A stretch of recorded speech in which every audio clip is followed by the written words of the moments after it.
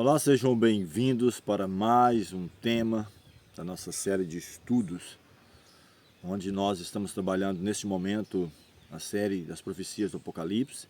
Já trabalhamos os 3 primeiros capítulos, capítulo 1, onde trabalhamos com a temática Apocalipse, mistério ou revelação, mostrando inicialmente as fases pela qual passou o Apocalipse, até chegar até nós.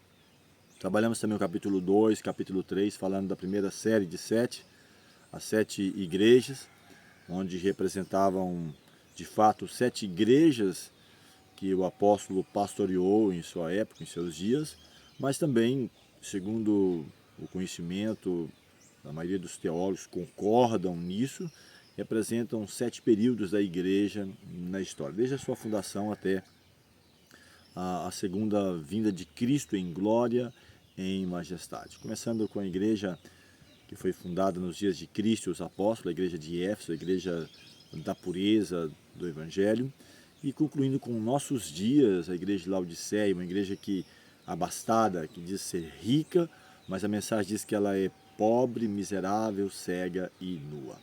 E Deus a aconselha a comprar ouro provado no fogo para que venha enriquecer, vestiduras brancas e colírio para que venha ungir os olhos. E hoje vamos trabalhar o capítulo 4, onde temos uma visão, João tem uma visão do trono de Deus e Deus em seu trono.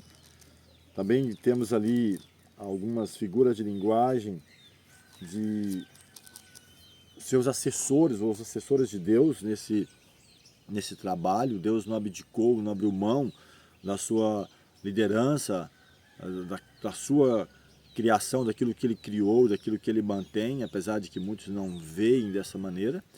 Então hoje vamos trabalhar esse tema.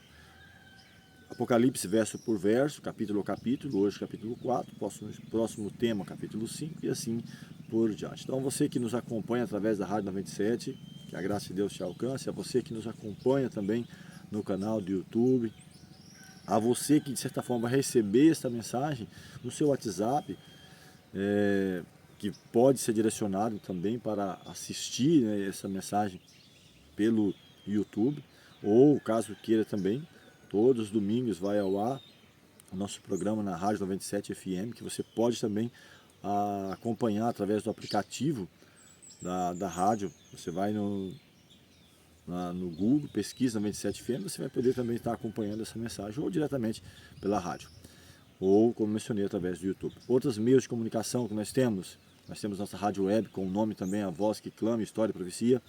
Temos outras mensagens, reflexões menores no Kawaii, TikTok, Instagram, Facebook, no próprio YouTube também. Breves mensagens, seguindo a outra temática que estamos trabalhando então agora, vidas que falam, personagens bíblicos ou personagens da Bíblia que nos trazem a sua experiência. O apóstolo, ele escreveu que Elias, ele era um homem sujeito às mesmas fraquezas que nós. No entanto, ele orou e durante 3 anos e pouco ali não choveu, e tornou a orar, veio chuva. O que quer dizer com isso? Que eu e você, apesar de sermos falhos, sermos falíveis, sermos mortais, podemos, pela graça de Deus, receber da plenitude do seu Espírito Santo e viver uma vida que glorifique, que honre o nome do Senhor. Então, essa é a nossa mensagem inicial, introdutória. Para você que já nos conhece, que acompanha o nosso trabalho, independente de qual denominação, que a graça de Deus alcance a você, sua família, seus familiares, que você possa abrir o coração para o Senhor, sabendo que Ele é aquele que pode resolver os seus problemas. Na carta de Pedro, capítulo 5, versículo 7, primeira carta, está escrito que podemos lançar sobre Ele, lançar sobre Cristo todas as nossas ansiedades, porque Ele tem cuidado de nós. Ele tem cuidado de mim e de você. Apesar das dificuldades, quem sabe das adversidades, dos problemas, das tristezas que pode acontecer, nós estamos sujeitos a isso. O apóstolo até escreve: eu não quero que vos entristeçais como os demais que não têm esperança. Então nós temos esperança. Esperança do breve retorno de Jesus, esperança da ressurreição, esperança da transformação, da glorificação, esperança da vida eterna em Cristo Jesus. Hoje mesmo estava conversando com a minha esposa, antes mesmo de nos levantar, falando sobre a volta de Jesus, a promessa que ele fez, né, que voltaria, que receberia, que estaríamos com ele para a eternidade, falando o período, desde a vinda, a ressurreição, onde o nosso anjo da guarda será o primeiro a nos saudar, caso tenhamos descido à sepultura na manhã da ressurreição. Quem sabe as mães recebendo os seus filhos, o período desde esse momento inicial até chegar ao terceiro céu, né? O apóstolo fala que ele foi levado até o terceiro céu, primeiro, segundo, terceiro céu, conhecendo, vendo as belezas, as maravilhas, e então estarmos ali 1000 anos de férias, conhecendo os porquês, os detalhes, para depois disso voltarmos para uma vida de eternidade, um novo céu e uma nova terra. Então, por isso que a palavra de Deus diz, né? Aquilo que os olhos não viram, que os ouvidos não ouviram, nem chegou ao coração, são essas coisas. É isso que o Senhor tem preparado para aqueles que creem na sua promessa, na promessa da vida eterna, da salvação em Cristo Jesus. Quero te convidar neste momento a, com reverência, falarmos com o Senhor, preparando assim a mente e o coração para o estudo da palavra. Eterno Deus, bondoso Pai, graças rendemos por ter nos guiado até aqui, apesar de, quem sabe, as dificuldades, os problemas, mas entender de que o Senhor é o nosso Criador, o nosso mantenedor, o nosso resgatador, que quer nos conceder a vida eterna em Cristo Jesus. Dá-nos a tua paz, tua graça, abençoe cada pessoa que estará assistindo essa mensagem no YouTube ou ouvindo através da Rádio 97, que o Espírito do Senhor esteja trabalhando na mente e no coração de cada um. Dá-nos a tua paz, tua graça, nos guie, te explicamos essas bênçãos e agradecemos em nome de Jesus. Amém. Nas nossas reflexões eu quero trabalhar em alguns pontos. Tem esse livro, Apocalipse verso por verso, esse outro aqui também, Daniel Apocalipse, de Vilmar Gonzalez. A Bíblia, claro, é o nosso principal ponto de referência, porque qualquer autor que tenha escrito, ele tem que se embasar na Bíblia, e perguntas que vamos estar também acompanhando através do nosso notebook, levando-nos a encontrar as respostas dentro da Palavra de Deus. E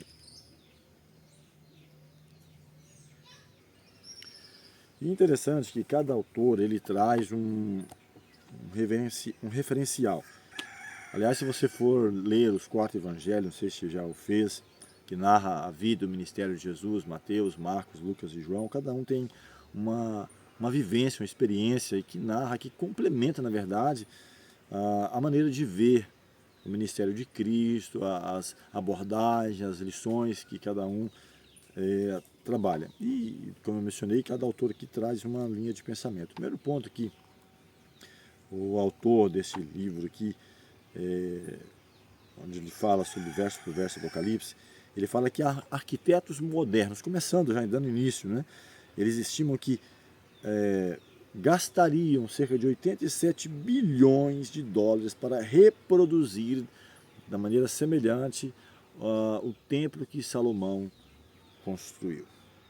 E imagine que o que nós vamos ver, vamos estar analisando hoje, é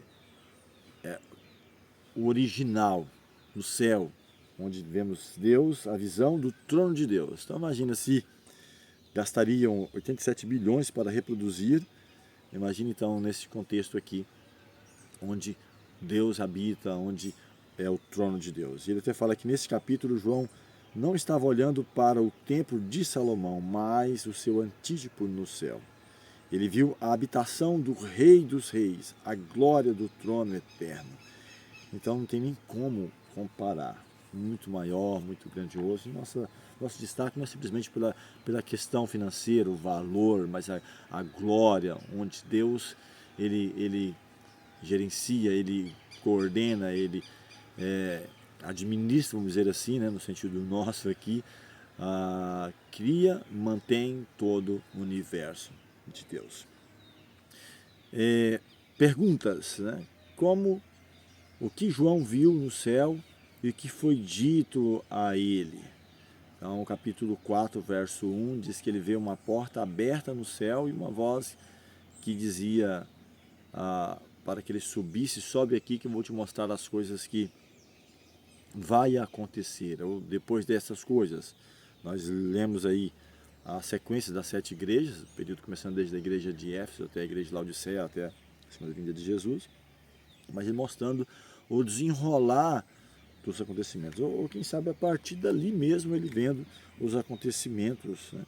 E ele diz aqui, eu quero ler na minha Bíblia, depois dessas coisas olhei e eis não somente uma porta aberta no céu, como também a primeira voz que ouvi como de trombeta ao falar comigo, dizendo, sobe aqui e te mostrarei o que deve acontecer depois dessas coisas. E diz que imediatamente ele se vê em espírito e eis armado no céu um trono e alguém sentado, que é justamente a próxima pergunta, que está no verso 3 do capítulo 4. Como era a aparência da pessoa que estava sentada no trono? E aqui o verso 3 diz, e esse que se acha sentado é semelhante no aspecto à pedra de jaspe e de sardônio, e ao redor do trono há um arco-íris semelhante no aspecto de esmeralda. Então, o arco-íris nos remete lá quando houve o dilúvio, quando Deus faz a promessa que não mais destruiria a terra com um dilúvio. O arco-íris é símbolo dessa promessa. Ele diz todas as vezes que aparecer o arco, então Deus trabalhando nesse contexto nosso, né, não que ele vá se esquecer, toda vez que eu trouxer o arco-íris, eu vou me lembrar da promessa de que eu fiz, que não destruiria mais a terra com dilúvio.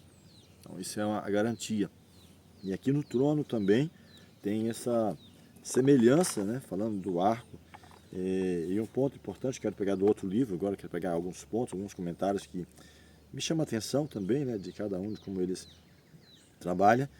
E aqui diz que a Bíblia, ela apresenta o arco-íris como símbolo de fidelidade, misericórdia. Isso você pode achar em Gênesis, como mencionei, Gênesis 9, 13 a 17. E o arco-íris ao redor do trono de Deus é uma segurança ou garantia para mim e para você, para nós, do seu caráter fiel e misericordioso. E ele abre um parênteses comentando o seguinte, assim como o arco nas nuvens resulta da união da luz solar e da chuva, o arco acima do trono de Deus representa a união de sua misericórdia e da sua justiça. Então, ao mesmo tempo que muitas vezes nós gostamos de olhar o lado simplesmente da misericórdia, Deus é misericordioso, né? Tem a misericórdia, e até fala que as misericórdias do Senhor é a causa de eu e você não sermos consumidos, grande é a sua fidelidade, as suas misericórdias não têm fim, elas se renovam cada manhã. Mas aqui fala que essa união da sua misericórdia, mas também da sua justiça. Então, mesmo Deus que tem sido misericordioso, que tolerou ali 120 anos, Noé falando, Noé pregando, e ele entra na arca, ele, sua família, a esposa, os filhos e as noras. O mundo da época não quis, rejeitou, e Deus então depois faz essa promessa.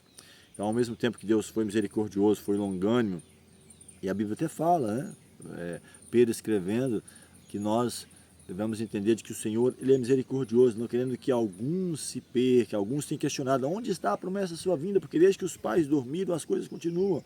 Como está? Onde está a promessa?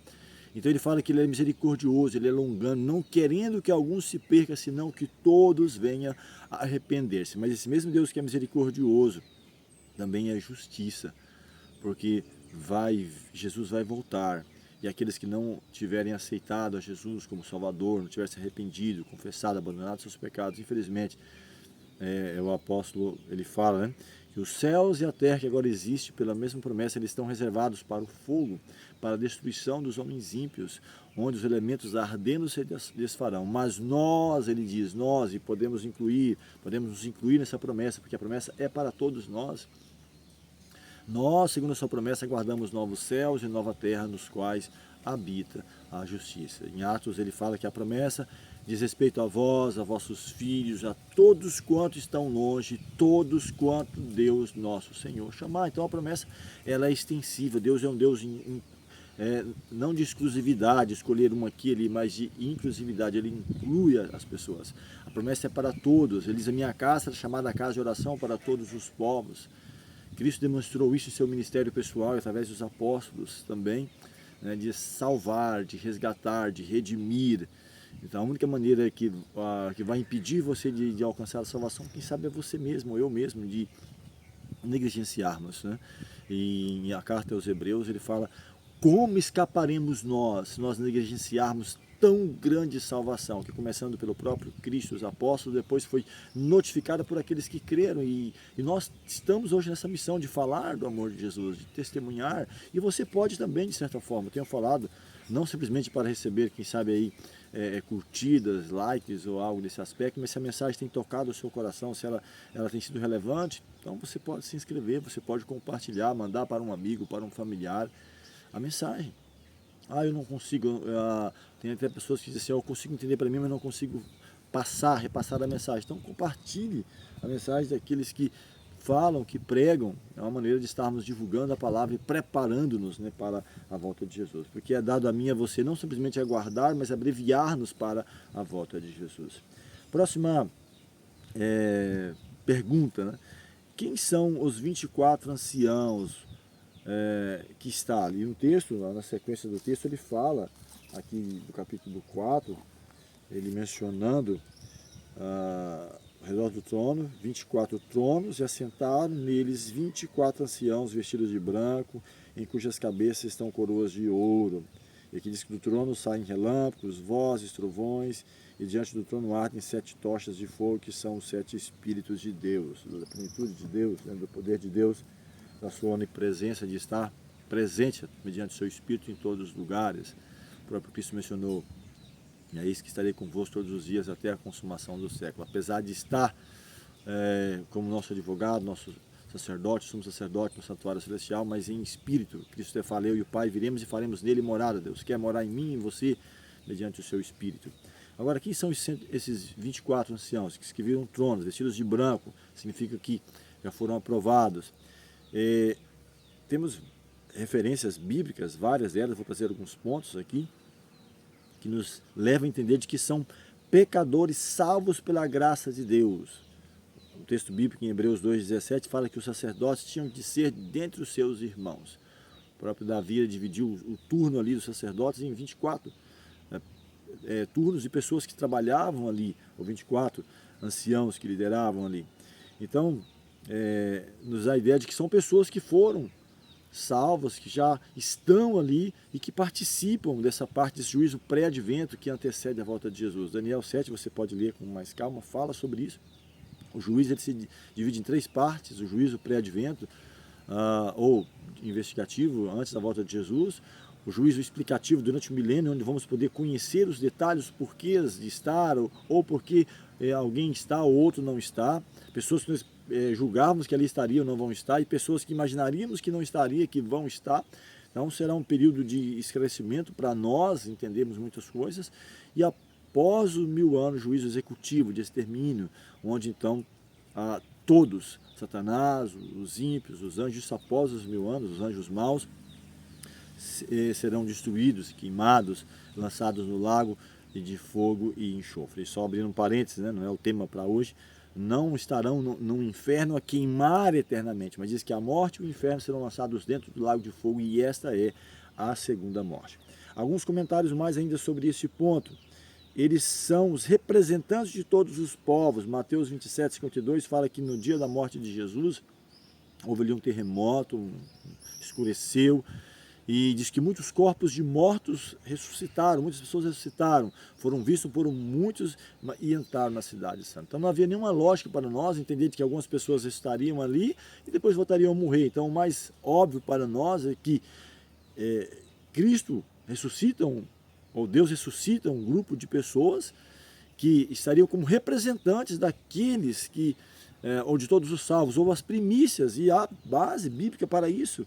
Em Efésios 4:8 fala que Cristo, quando ele ressuscita, levou cativo o cativeiro e deu dons aos homens. Na primeira carta aos Coríntios fala também que Cristo, você pode ler, esse capítulo todo fala sobre a ressurreição. Paulo até fala, se a nossa esperança se limita a este mundo somente, comamos e bebamos que amanhã morreremos, não temos muito a esperar.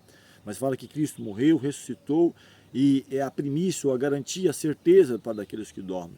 E, então Cristo, a primícia, e depois nós com Cristo quando Ele vier em sua vinda. Então, primeiro fruto, havia até uma festa em Israel falando sobre as primícias, de você oferecer o primeiro fruto. Deus, Ele deve ser o primeiro, o melhor, o último e o mais importante na minha e na sua vida. Então, onde eu pegava o primeiro fruto da colheita ou dos seus recursos e eu contribuo de alguma forma, seja através de dízimos, ofertas, pactos, Salomão até escreveu, né, que devo honrar a Deus com a minha fazenda, com a primícia de todas as minhas rendas, de entender que Deus é que me dá força, me dá sabedoria, me dá poder para adquirir riqueza, ou em qualquer área do conhecimento, é o Senhor, é Ele que concede. Tiago também fala que toda boa dádiva, todo dom perfeito vem do alto, descendo do Pai das luzes, em quem não há mudança nem sombra de variação. Então é Deus que concede para você qualquer talento que seja, o cantar, o pregar, o ensino, ou um dom, seja em qualquer área de conhecimento, é do Senhor que vem. E então a glória deve ser dada a Ele. Romanos 8:29 fala que Ele é o primogênito entre muitos irmãos. E aqui diz ainda em Hebreus 1:9 que Ele foi ungido com óleo de alegria mais do que os seus companheiros. Então Ele leva esse grupo de pessoas salvas que vão ser representantes ali, que estará nesse período do pré-advento. Ele está vendo isso aqui antes da volta de Jesus, apesar de que em Daniel 7:25 fala que um rio de fogo manava-se adiante dele, viu um ancião de dias, com o Filho do Homem, Cristo ali, milhares e milhares estavam diante dele, e milhares serviam os anjos. E também esse grupo de pessoas que viveram com nós, que sofreram, que passaram por dificuldades, mas que foram redimidos, resgatados, salvos, lavados pelo sangue de Cristo, que estão ali como representantes, né, dos salvos, né, que estão redimidos para a eternidade. E um ponto importante que eu quero mencionar é Moisés. Né? Moisés, ele foi o primeiro a ser ressuscitado. A carta de Judas fala sobre isso, que Cristo, quando foi ressuscitar Moisés, não teve... Ele simplesmente disse para o inimigo, o Senhor te repreenda. O inimigo tenta interpor, Cristo, quem sabe um grupo de anjos chegando ali para ressuscitar Moisés. É o primeiro momento que alguém voltaria à vida, e Satanás, ele fica apreensivo, tenta interpor, querendo manter, né, porque diz que o último inimigo a ser vencido é a morte, e mantendo na prisão ali da morte. Então Cristo ressuscita, e até mesmo quando Cristo, no seu período ali de angústia, Moisés e Elias vêm para confortar a Cristo. Moisés como representante dos que serão ressuscitados um dia para a eternidade, e Elias representando aqueles que serão transladados, que não passarão pela morte. Nós cremos também que na volta de Jesus um grupo, né, vai estar vivos e que vão poder estar com o Senhor para a eternidade sem passar pela morte. Paulo escreve sobre isso, né? Nós, os vivos que ficarmos, seremos transformados, seremos arrebatados. Não precederemos os que dormem, não vamos subir primeiro. Em João, capítulo 5, 28 e 29, Jesus fala, não vos maravilheis disso, que vem a hora que todos que estão na sepultura. Então não tem essa que alguém que morreu já está lá no paraíso, desfrutando das delícias, e os que são maus já estão no inferno, e alguns outros, quem sabe, reencarnando, passando no processo aí de purificação. Não, todos os que morreram estão na sepultura. Os que fizeram o bem vão ressuscitar para a ressurreição da vida, e os que fizeram o mal para a ressurreição da condenação. Então, ao morrer, independente se foi bom ou mal, vão para a sepultura e aguardam a ressurreição. Os que morreram em Cristo estarão agora na segunda vinda de Jesus para a vida eterna, serão transformados para a eternidade, e os que fizeram mal só após o milênio. Apocalipse 20 fala sobre isso. Os outros mortos não reviverão até que completar os 1000 anos. Esta é a primeira ressurreição. Bem-aventurado e santo aquele que tem parte na primeira ressurreição. Sobre esses não tem autoridade a segunda morte. Então, é o que eu tenho falado sempre, né? Sempre nas minhas mensagens, quando há alguma parte que linka a elas. Então o que aguarda os ímpios não é vida eterna no fogo, lá no inferno queimando, mas serão ressuscitados e a morte e o inferno serão lançados dentro do lago de fogo, e esta é a segunda morte. Aqui também fala de alguns animais, né? São figuras de linguagem, um animal com uma figura de um leão, representando força, um bezerro, perseverança, de um rosto de homem, inteligência, e a águia voando, rapidez. Alguns estudiosos linkam isso aí aos evangelhos, como até mencionei, né? Olhando para Cristo com sua totalidade, sua plenitude. Cada evangelista, ele tem uma maneira de ver devido à sua própria experiência. Até se você está vendo uma montanha, uma grande montanha, se você está ao pé dela, você tem uma visão. Se você está ao meio, se você está sobrevoando, você tem uma visão diferente. Então vai depender muito da experiência pessoal. Então, alguns linkam essa figura aí, representando como animais ou criatura ou ser vivente. Até alguns dizem, Uri Smith também, que escreveu, eu não estou com o livro dele aqui, mas eu tenho esse livro também, quem sabe um dos primeiros a escrever, não o primeiro, eu digo mais no contexto do Adventismo, né? Porque outros escreveram, como também o próprio Isaac Newton escreveu considerações sobre Daniel e Apocalipse, quem sabe outros tantos escreveram, mas no contexto adventista que eu conheço, um dos primeiros, eu acredito, seja Uri Smith, ele escreveu também. Ele fala que até na tradução a pessoa talvez não usou uma maneira mais correta de dizer, que dá a ideia de animal, então ou de uma criatura, representando, poderia ser um anjo, poderia ser ou dos próprios salvos ali, né, que estavam, como eu mencionei, dos 24 anciãos, mas que representa a força. Uns linkam isso a Mateus, que trabalha no contexto de força, representando esse lado de Cristo, de sua força.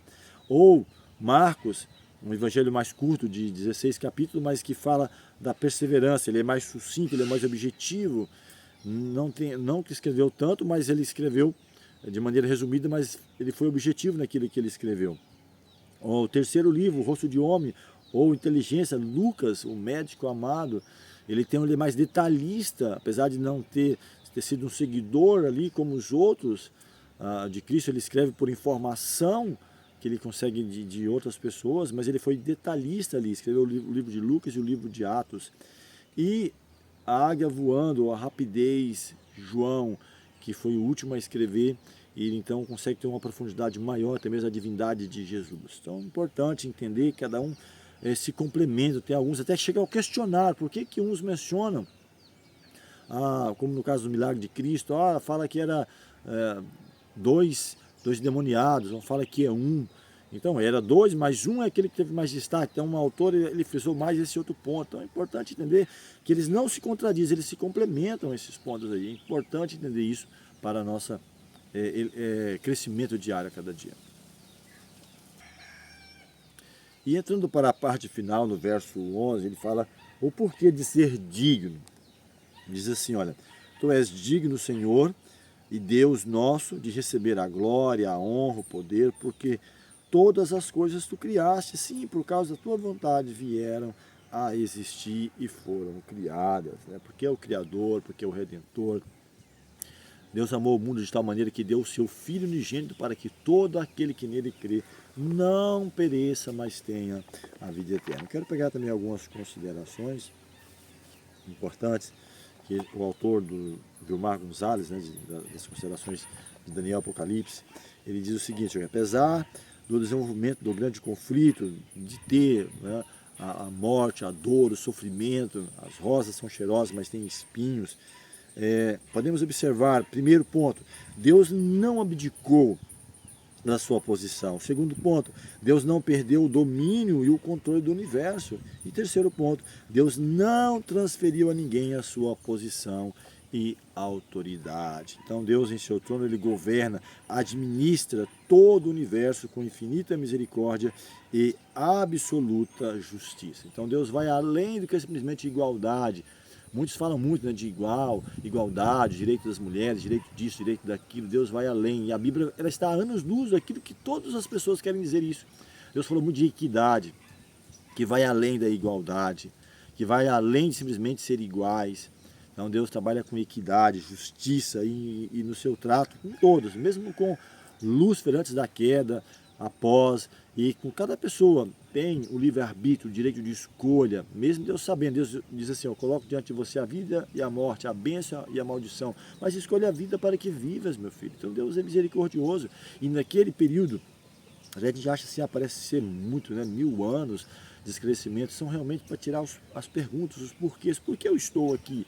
Fui aprovado, fiz uma prova final, vamos dizer assim, no contexto nosso, né? Estudei, tá? Eu vou lá e eu consegui alcançar a nota necessária, apesar que não é prêmio meu, somos salvos pela graça, mediante a fé, não vem de nós, é dom de Deus, não vem de obras para que ninguém se glorie, mas você está. Talvez o mundo nos leve a questionar perguntas, questionamentos. O próprio Moisés, quem sabe ali, quando Deus fala, Moisés, você não vai entrar, chegou no limiar, você não vai entrar na terra prometida, a terra da promessa. Quem sabe perguntas, questionamentos, e deita ali, ouve o Senhor, dorme como, quem sabe, um homem cansado, e ninguém soube até hoje onde foi onde o Senhor o sepultou Moisés.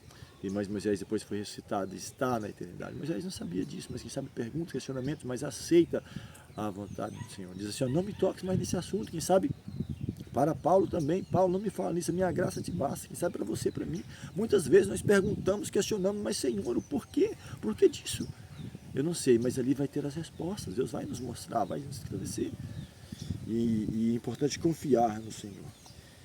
E eu quero trazer uma outra consideração aqui, fechando, que diz assim, assim como aquela complicação, eu não li todos os pontos, falando ali, né, dos animais, né, em Ezequiel fala também de rodas, e uma complexidade ali, que se achava sob a direção da mão que havia sobre as asas dos querubins, o complicado jogo dos sucessos humanos acha-se sob a direção divina.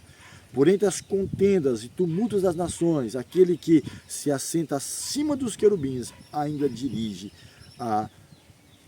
os negócios da terra. Então é muito importante eu e você entender isso. O mundo, em pleno século XXI, ainda presencia guerras, onde as pessoas elas não aceitam, né?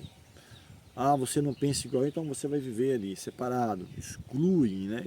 Excludentes, as ideias totalitaristas, né? De você de impor a sua ideia, a sua crença.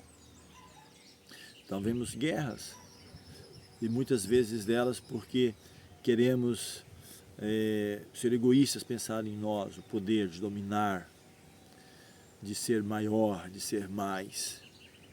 E Cristo, sendo como Deus, ele não teve usurpação ou ser igual a Deus, esvaziou-se a si mesmo, veio esse mundo e veio como servo e morreu morte de cruz. Que graças a Deus alcance a você, a sua família, familiares. Ponto importante, Paulo escreveu, nós não temos aqui cidade permanente, mas aguardamos aqui a de vir. E a promessa, eu tenho falado sempre na minha série de estudos, Babilônia, Medos e Persa, Grécia, Roma em 2 momentos, Roma, Império, 168 a 436 depois de Cristo, Roma dividida, a Europa, que nunca mais se uniu, Daniel 2, Daniel 7 fala sobre isso, misturar-se-iam com semente humana, mas não se ligariam, outra profecia fala sobre isso, mas nos dias desses reis, o Deus do céu erguerá um reino, que será sobre todos os reinos, uma pedra cortada sem auxílio de mãos, representando a volta de Jesus, vai estabelecer um reino de justiça. Paulo escreveu, Pedro escreveu, nós, segundo a sua promessa, guardamos novos céus e nova terra, nos quais habita a justiça. E você e eu é convidado a fazer parte deste reino. Que a graça de Deus te alcance, que venhamos aceitar a promessa de Jesus e preparar-nos para o breve encontro com o Senhor. Vamos falar com Deus. Eterno Deus, bondoso Pai, graças rendemos pelo estudo de que o Senhor governa sobre as nações, que nenhum reino surge ou cai sem a tua permissão, como o Senhor mesmo mencionou, que mesmo os cabelos das nossas cabeças são contadas, as folhas, nenhuma folha cai de uma árvore sem a sua permissão.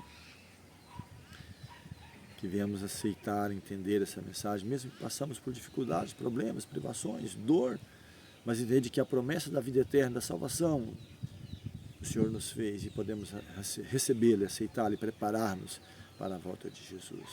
Abençoe cada pessoa que vai estar ouvindo essa mensagem através da rádio, que vai estar assistindo através do canal no YouTube, que seja vencedor em Ti a cada dia, que possamos nos preparar para um breve encontro com Jesus, entendendo de que esse mundo jaz no maligno e que precisamos preparar-nos para a volta de Jesus. São bênçãos que te pedimos e agradecemos em nome de Cristo. Amém.